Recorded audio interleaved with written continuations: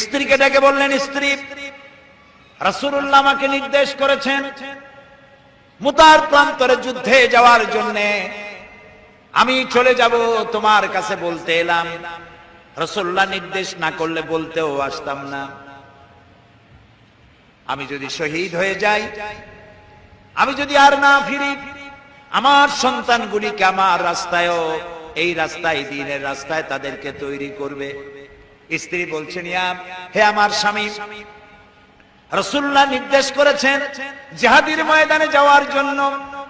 আমি আপনাকে বাধা দেওয়ার হিম্মত রাখি না, তবে আমি আল্লাহর কাছে হাত তুলে বলি। তিনি দোয়া করতে লাগলেন, রব্বুল আলামিন, আমার স্বামী রাসূলুল্লাহর নির্দেশে জিহাদের ময়দানে যেতেছেন, তুমি মেহেরবানি করে আমার স্বামীকে জিহাদের গাজী বানায়া আমার কাছে ফিরাইয়া দিও।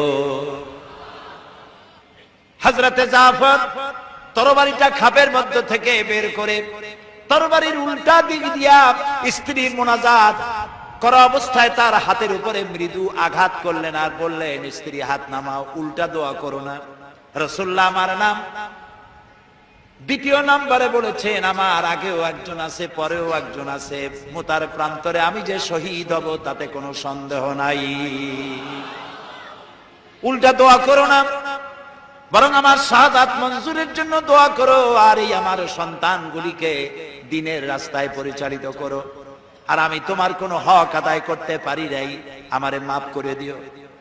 হযরতে জাফর সালাম দিয়ে চললেন, পিছনে স্ত্রী কাটা কবুতরের মতো ছটফট করছে, আর ছোট ছোট বাচ্চারা পিছনে দৌড়াচ্ছে, আব্বা আব্বা বলে কাঁদতেছে। হযরতে জাফর পিছনের দিকে একবার ফিরে তাকায়, দেখলেন না কে কান্দে কে দৌড়ায়। যুবক আব্দুল্লাহ বিন রাওয়াহা, তিনি নতুন বিবাহ করেছেন, আজকের রাত তার বাসর সজ্জার রাত। রাসূলুল্লাহ হুকুম করেছেন জিহাদে যেতে হবে। তিনি চলে গেলেন নিজের বাড়িতে। বাড়ি গিয়ে শুনতে পান রাতের বেলায় স্ত্রী তেলাওয়াত করতেছেন কোরআনে কারীম। হযরতে জাফর হযরতে আব্দুল্লাহ বলছেন, স্ত্রী একটু কোরআন পড়া বন্ধ করো, আমার কথা শোনো। আল্লাহর নবী আমাকে জিহাদের জন্য যাওয়ার জন্য আমাকে নির্দেশ করেছেন, আমি জিহাদে চলে যাচ্ছি। তোমার সঙ্গে বিবাহ হয়েছিল, আমি তোমার কোনো হক আদায় করতে পারি নাই, এজন্য আমারে তুমি মাফ করে দিও।